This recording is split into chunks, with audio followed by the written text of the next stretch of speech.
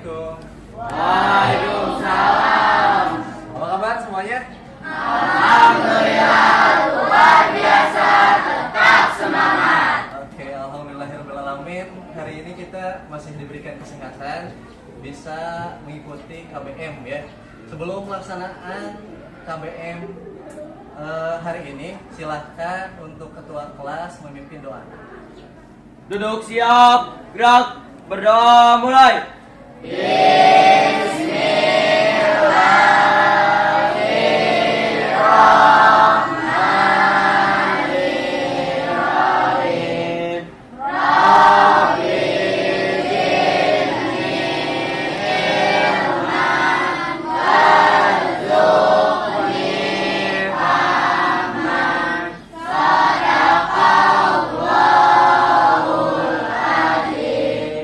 Memberi salam.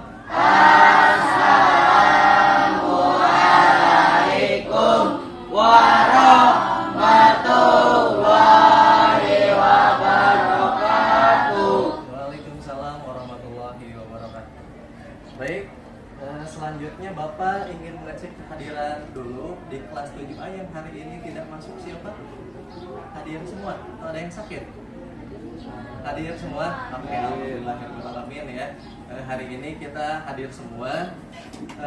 Sebelum masuk ke pembelajaran, kita seperti biasa menyanyikan lagu wajib nasional dulu. Ada Siti Nur Hasanah, silahkan untuk memimpin di depan. Semuanya boleh berdiri.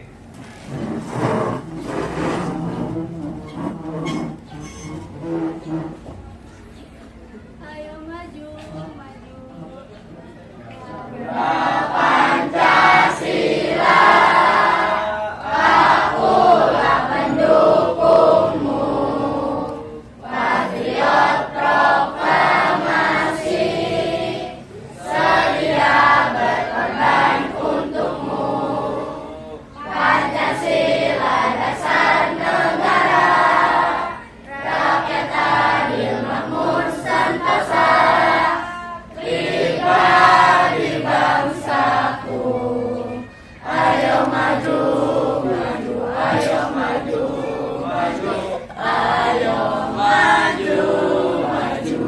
Oke. Baik, terima kasih Siti. Yang lainnya boleh duduk ya. Silakan sekarang dicek dulu kerapihannya. Apakah ada sampah di mejanya enggak? Terus kerapihan pakaiannya. Silakan. Oke, sudah bersih semuanya ya? Oke, semuanya sudah siap mengikuti pembelajaran? Gerakan tangannya. Jangan malu-malu. Silakan. Oke, gerakan badannya. Relax. Silakan. Oke, terus diputar. Ayo putar badannya. Langga ikutin ya. Silakan, patir. Oke, diputar tangannya.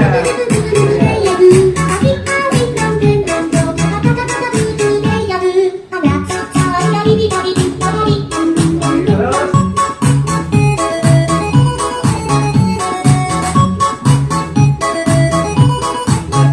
Baik, barusan kita sudah melakukan S briefing. Mudah-mudahan teman-teman bisa lebih fresh ya, bisa lebih fokus untuk mengikuti pembelajaran untuk hari ini.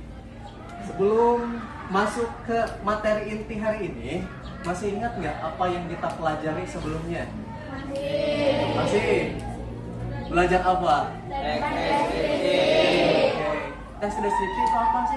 Teks yang menggambarkan objek secara jelas.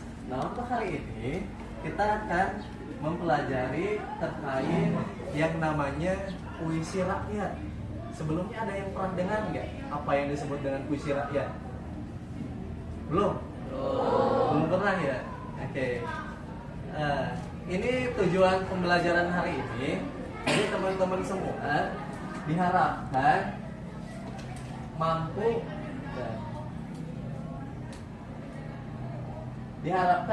mengungkapkan pemahaman terhadap puisi rakyat dengan membandingkan jenis unsur puisi rakyat dengan teliti. Terus tujuan pembelajaran yang kedua, teman-teman diharapkan mampu mengekspresikan ide melalui latihan menulis puisi rakyat. Nanti setelah memahami, kita akan coba untuk membuat yang namanya puisi rakyat, ya.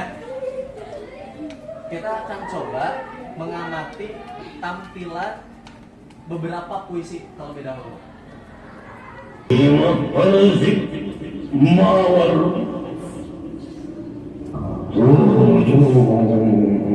Saya merpati, sesayap langit peri dicabik untukku.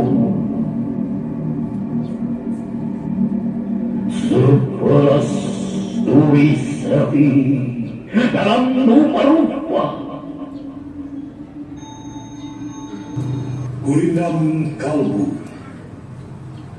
karya Asrizal Nur.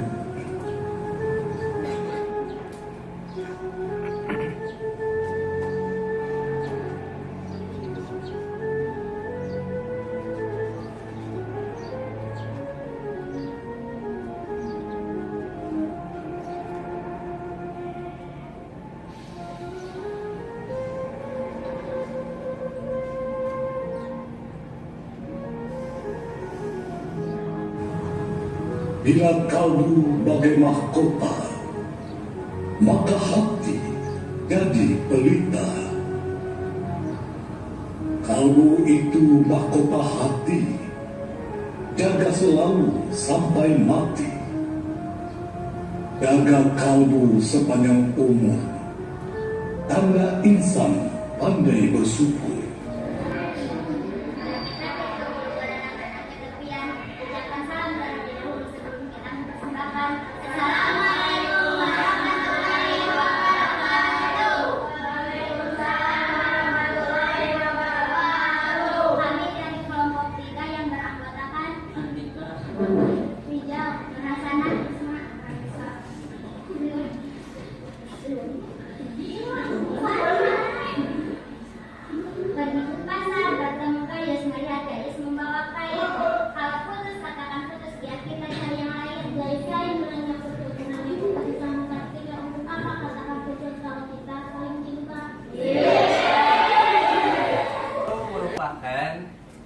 Jenis puisi rakyat.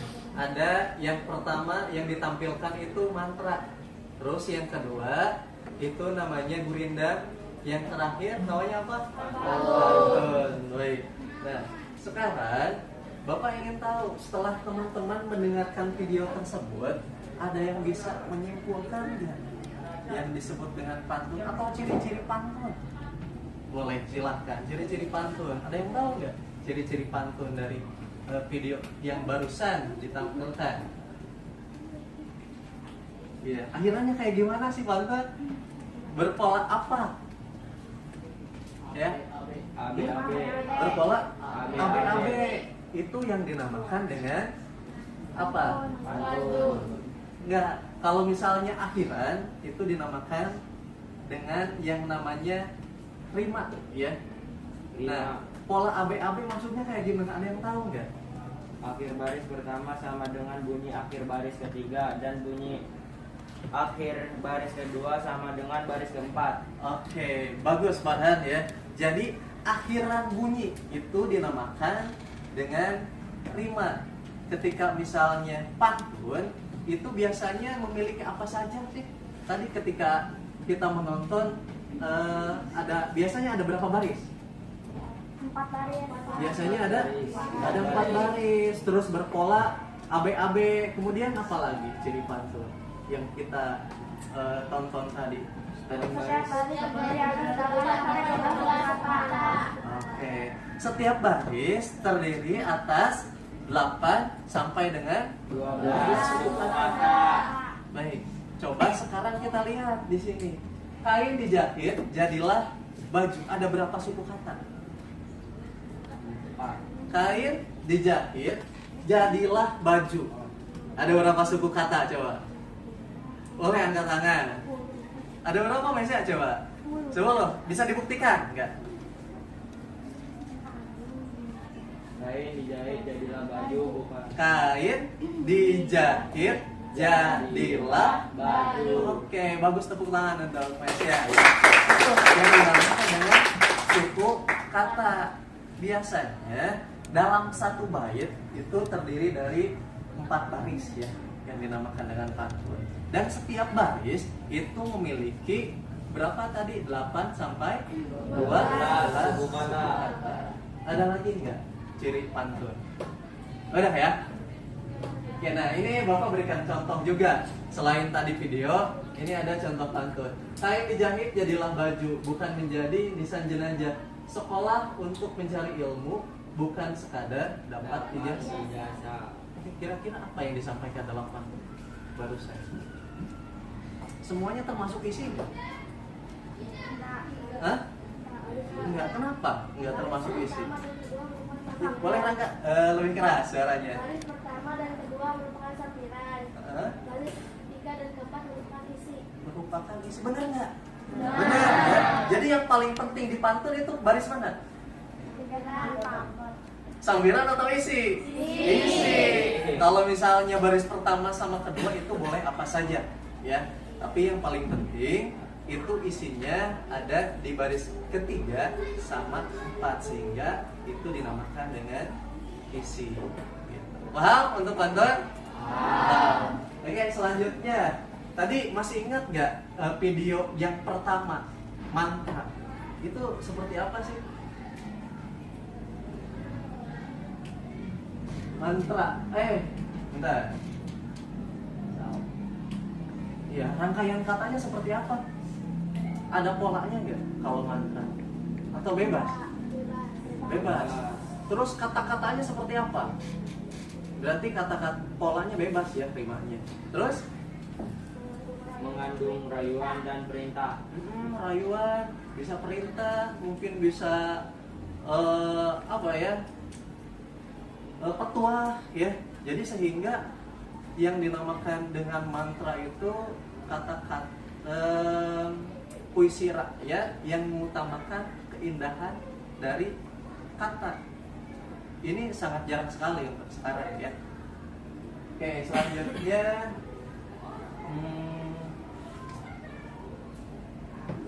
yang gurindam tadi, masih ingat nggak videonya yang bapak-bapak tadi? Ya, oke. Gimana itu perbedaannya dengan mantra, dengan pantun? Apa sih bedanya?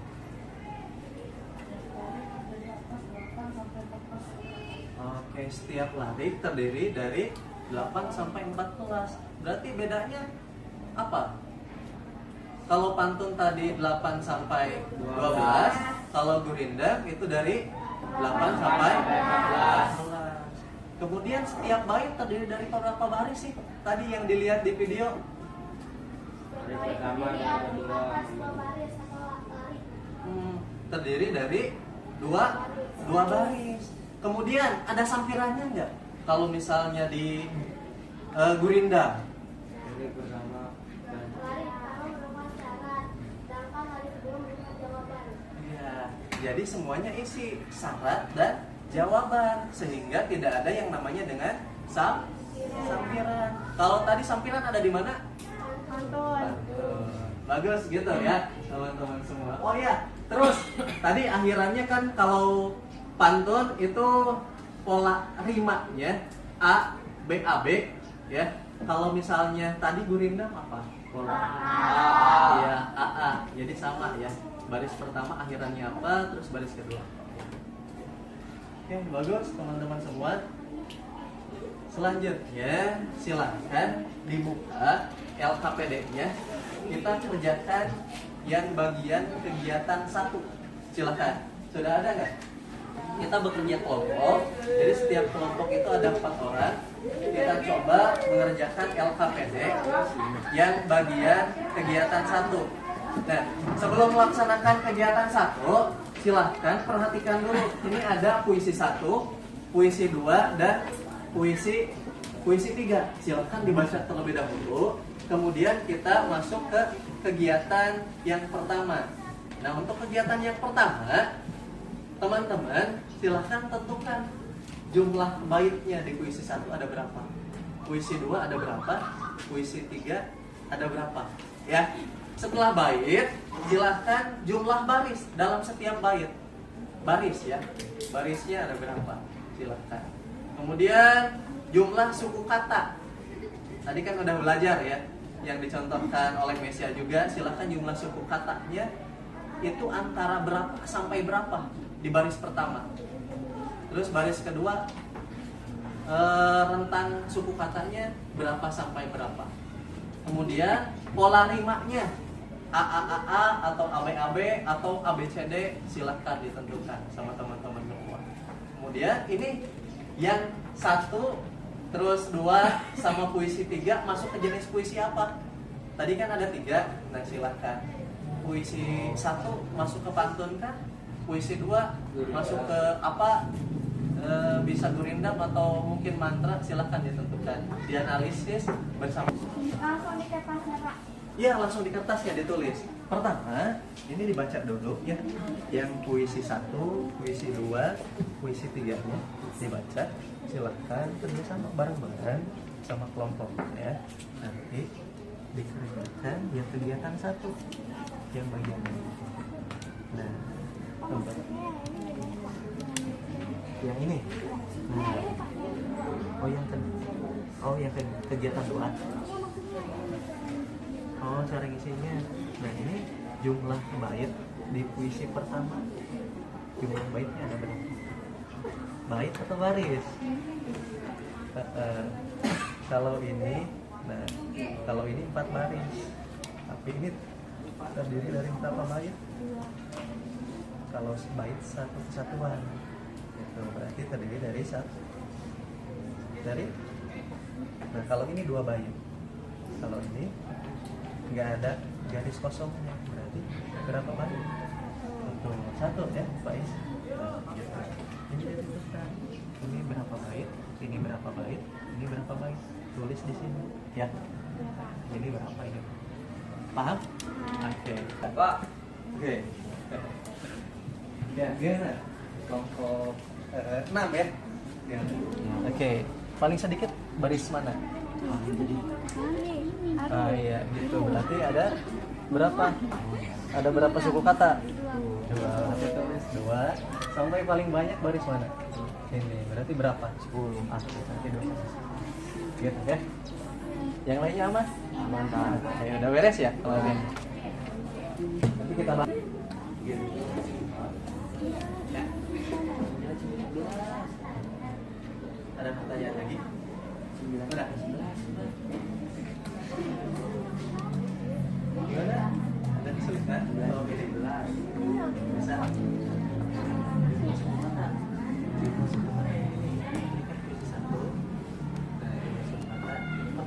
Halo. Hai.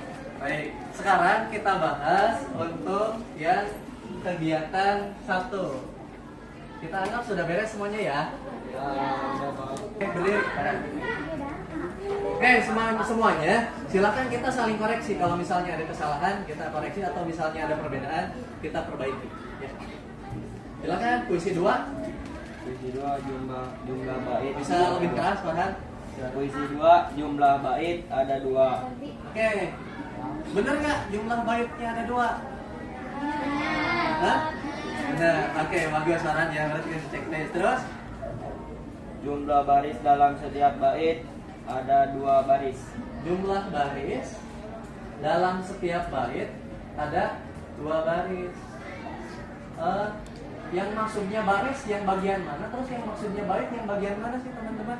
Boleh Farhan yang bisa menjelaskan? Bait yang 2. Yang 2, yang ini dari apabila sampai kurang. Ya. Terus yang bait kedua? Ini ada ruang kosong, jadi sehingga dinamakan 2 bait. Ada berapa kalau total? 4. Tapi kalau misalnya 1, ini cuma 1 gurindam, ada 2. Jadi karena kebetulan ini ada 4, sebenarnya kalau gurindam itu cukup 2 baris saja. Ya, 2 baris saja. Tapi karena di sini ditulis 4, berarti jawabannya. Paham? Paham. Selanjutnya udah semua? Pola 5. Pola rimanya apa? Pola rimanya? A. Oke, akhirnya sama ya. A ini ran. Orang sama kurang. Terus ini kata sama dusta. Berarti pola kalimatnya A. Terus yang bawahnya juga A. Terakhir, jenis puisi apa? Gurinda. Benar semuanya? Rina benar. Kasih checklist silahkan. Oke, tepuk tangan untuk Farhan. Puisi 3 jumlah baitnya ada 1. Terus jumlah barisnya ada 1 sampai 13. Suku katanya ada 2 sampai 10 kata. Terus pola rimanya tidak memiliki. Jenis puisinya mantra. Oke. Baik, terima kasih. Tepuk tangan untuk Nesya. Sekarang kita masuk ke kegiatan yang kedua, kreasi dengan puisi rakyat. Ya, silakan teman-teman, karena kita sudah mengenal yang namanya pantun, terus mengenal yang namanya gurinda, dan mengenal yang namanya mantra. Sekarang kita coba membuat proyek. Nah, ini proyek mungkin kecil ya. Kita coba membuat pantun tapi dengan bahasa teman-teman. Ya, baik teman-teman semua, supaya teman-teman lebih mudah, gini, tentukan itu kan ada kegiatan membuat pantun. Nah, coba buat isinya dulu kalau bisa. Kalau sampiran itu sangat mudah. Kira-kira ada yang bisa membuat sampiran nggak untuk isi yang ini? Isinya kalau kamu mau pintar harus rajin untuk belajar. Ada yang bisa membuat sampirannya nggak? Jalan-jalan ke Blitar. Tidak lupa membeli gitar. Kalau kamu mau pintar harus rajin untuk belajar. Itu cara termudah. Jadi pertama, silakan teman-teman tentukan isinya. Ini isinya ya. Kita coba cari sampirannya. Kalau kamu mau tampan harus rajin untuk mandi. Coba cari kata yang akhirannya an, atau kota an, atau negara yang akhirnya an. Bisa nggak? Apa? Oke, jalan-jalan ke Pakistan. Terus jangan lupa membeli padi. Oke, jauh-jauh ke Pakistan ya buat membeli padi. Coba kita, gak apa-apa. Kalau misalnya sampiran itu bebas teman-teman semua. Kalau isi baru itu harus bagus. Tadi jalan-jalan ke Pakistan, jangan lupa membeli padi. Di Karawang ya ayah ya. Di Karawang juga ada ya. Kalau kamu mau tampan harus rajin untuk itu. Bisa nggak mencari katanya dulu akhirannya? Iya, coba dibuat ya. Silakan. Tapi dihitung pantun berapa suku kata? Ada 8 sampai 12. Jangan sampai kurang atau jangan sampai melebihi. Gimana? Jalan-jalan pasar sore membeli buah di tangan. Beli buah tangan dari kota. Kira-kira mau apa yang mau disampaikan? Atau yang mudah dulu, ini buat dulu aja nggak mau? Coba cek yang ini. Iya. Sekarang waktunya presentasi terkait pantun yang dibuatnya. Ya, beli ketapel. Cakep. Pulangnya membeli nasi goreng. Kalau kamu mau jago main ML, kamu harus rajin pusreng. Wah, bagus ya. Banyaknya. Jalan-jalan sama si Anis. Jangan lupa membeli brownies. Kalau kamu mau jago tenis, kamu sering berlatih. Kurang dikit ya, tapi gak apa-apa ya. Yang terakhir itu hampir bisa mati. Oke, gak apa-apa, tepuk tangan untuk Reski juga.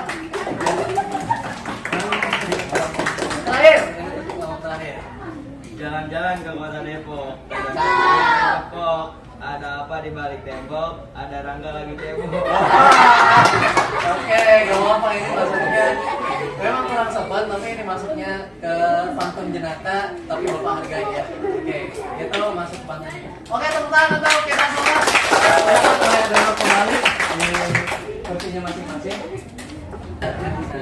Ada yang bisa menyimpulkan nggak kita hari ini mempelajari apa di puisi rakyat? Berapa tadi yang kita pelajari?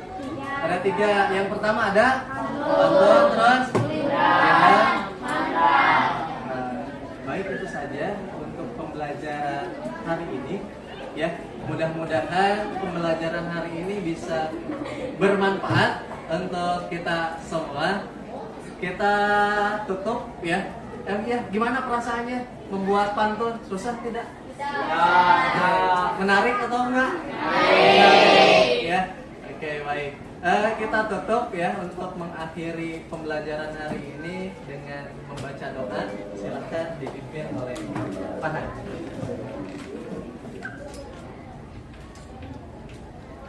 Duduk siap, gerak.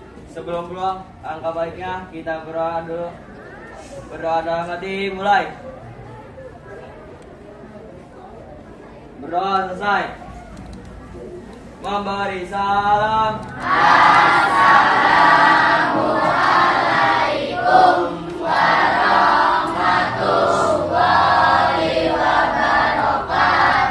Waalaikumsalam warahmatullahi wabarakatuh. Terima kasih untuk semuanya. Sampai bertemu di pembelajaran selanjutnya ya.